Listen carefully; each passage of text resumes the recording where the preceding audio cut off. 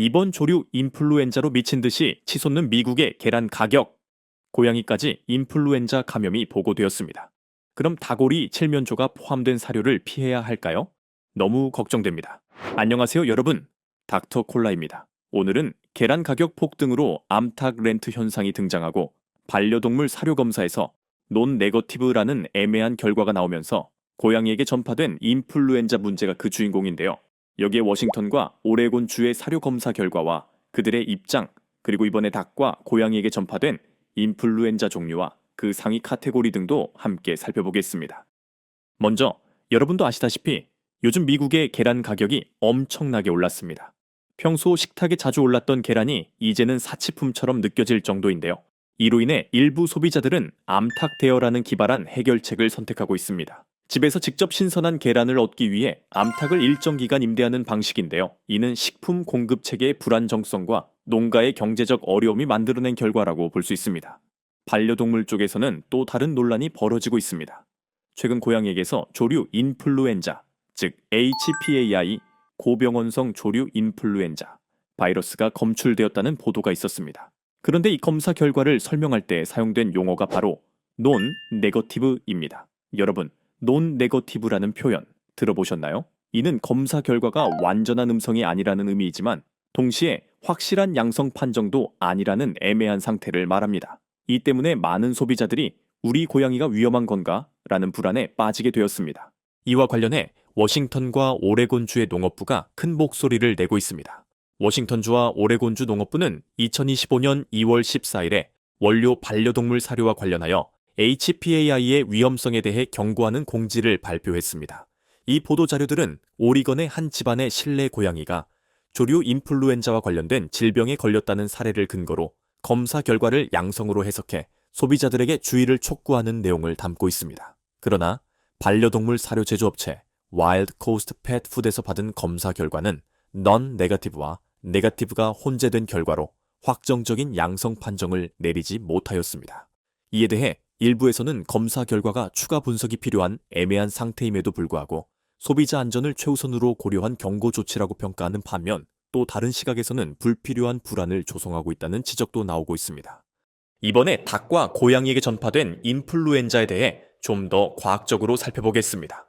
조류 인플루엔자는 인플루엔자 A 바이러스에 속하며 이 바이러스는 자연적으로 새들 사이에서 순환합니다. 일반적으로는 저병원성과 고병원성으로 분류되는데요. 고병원성 조류 인플루엔자는 새들에게 심각한 질병을 일으키며 때로는 인간과 다른 포유류에게도 전파될 수 있는 위험을 내포하고 있습니다. 이번 사례에서는 특히 닭과 고양이가 관련되어 있습니다. 닭은 인플루엔자 바이러스의 주요 숙주 중 하나로 바이러스 전파에 중요한 역할을 하며 고양이는 오염된 원료 사료나 감염된 새의 분비물과의 직접 접촉을 통해 감염될 수 있습니다.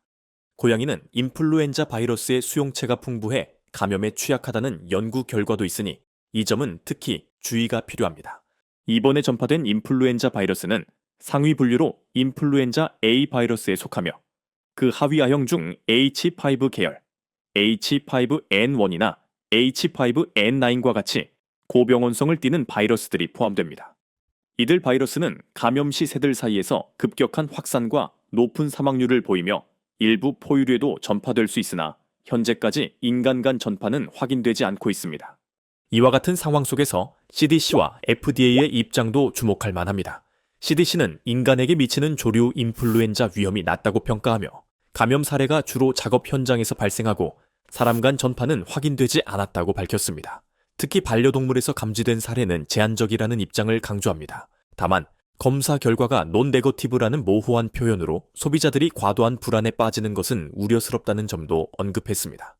반면 FDA는 원료 반려동물 사료 제조업체들에게 HPAI 위험을 예방하기 위해 반드시 조리, 저온살균 또는 캔닝과 같은 처리 과정을 거치도록 요구하고 있습니다.